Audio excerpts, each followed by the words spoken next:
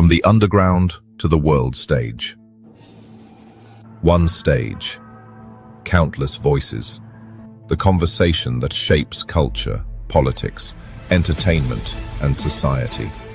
Politicians, comedians, musicians, actors, public servants, leaders, unfiltered, unscripted, unmissable.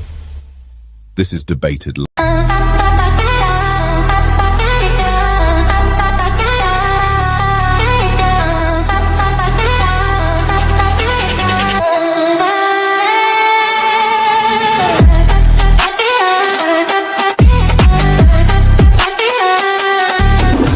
You're watching Debated!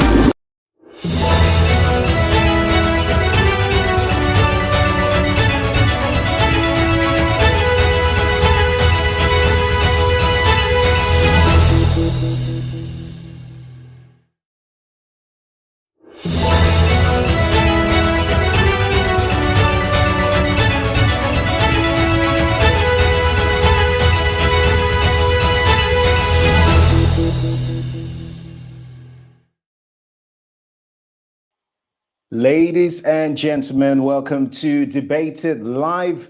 Right here is the 24th of December, 2025. My name is Jordan Kensington and I'm your host. What will be an amazing show today. We've got several special guests on the show today, as usual. Apologies for the listeners that tuned in earlier because we were running late.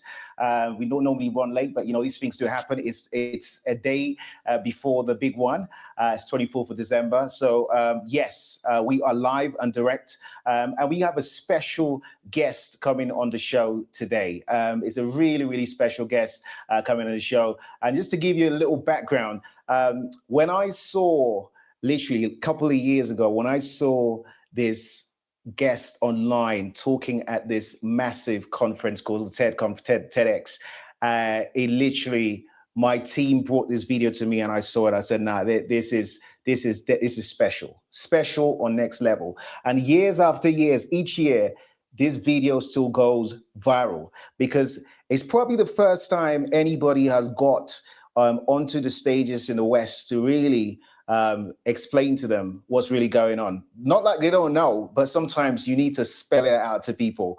So before I introduce the guest, let's see a little bit about what I'm talking about, how I got to know the guest myself.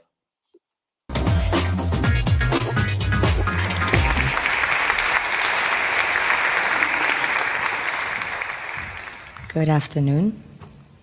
I am Malens, and I come from the richest country in the world. It is located in the richest continent in the world, in the west of the richest continent. My country is called Sierra Leone. On the surface, we are blessed with infinite beauty and abundance of flora and fauna, producing the most exquisite harvest of coffee, cocoa, fruits, vegetables, and caoutchouc. You name it, we've got it. We also have diverse wildlife and vast marine resources, and waterfalls and rivers that run into the most beautiful beaches. The land is golden, literally, a true paradise. Which, of course, is inhabited by the most beautiful souls.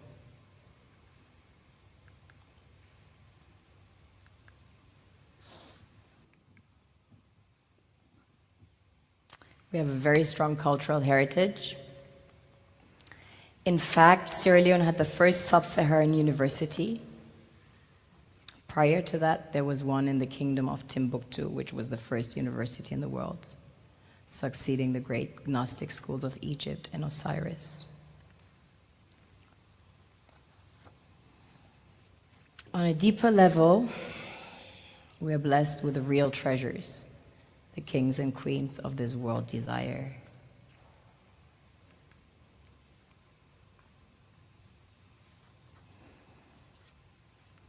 This was the largest alluvial diamond ever found. It weighs almost 1,000 carats, 969 to be precise. This beauty was found by an old lady in her backyard about 2 years ago, 125 carats.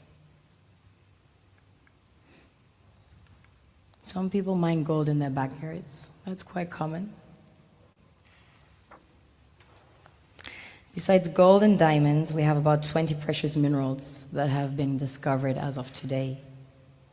We recently started extracting huge petroleum reserves that have been discovered.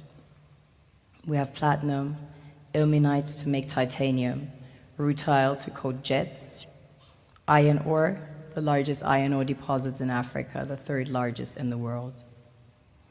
Tantalite, also known as coltan, used in your mobile phones and computers. Bauxite for aluminum production.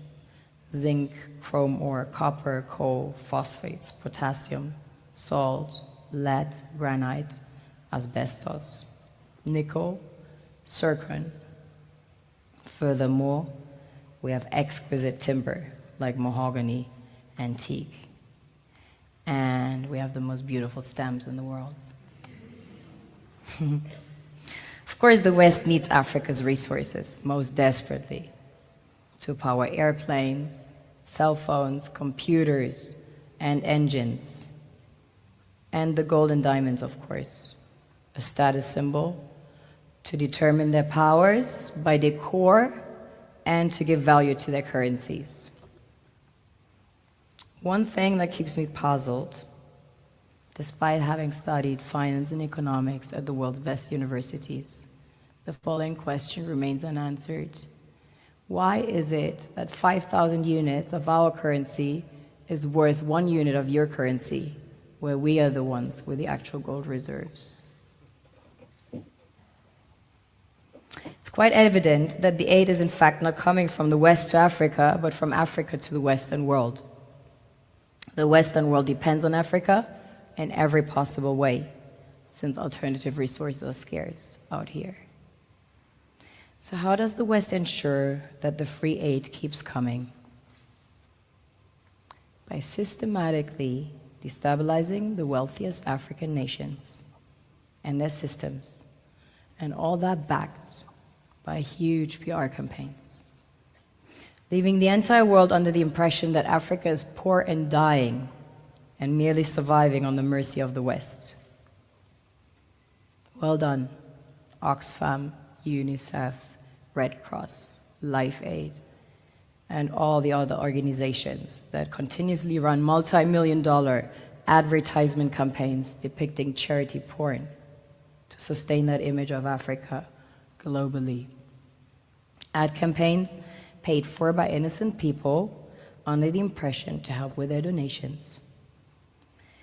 While one hand gives under the flashing lights of cameras, the other takes in the shadows. We all know the dollar is worthless, while the euro is merely charged with German intellect and technology, and maybe some Italian pasta. How can one expect donations from nations that have so little? It's super sweet of you to come with your colored paper in exchange for our gold and diamonds. But instead, you should come empty-handed, filled with integrity and honor. We want to share with you our wealth and invite you to share with us. The perception is that a healthy and thriving Africa would not disperse its resources as freely and cheaply, which is logical. Of course, it would instead sell its resources at world market prices, which in turn would destabilize and weaken Western economies, established on the post-colonial free meal system. Last year, the IMF reports that 6 out of 10 of the world's fastest-growing economies are in Africa, measured by their GDP growth. The French Treasury, for example, is receiving about $500 billion year in, year out Foreign exchange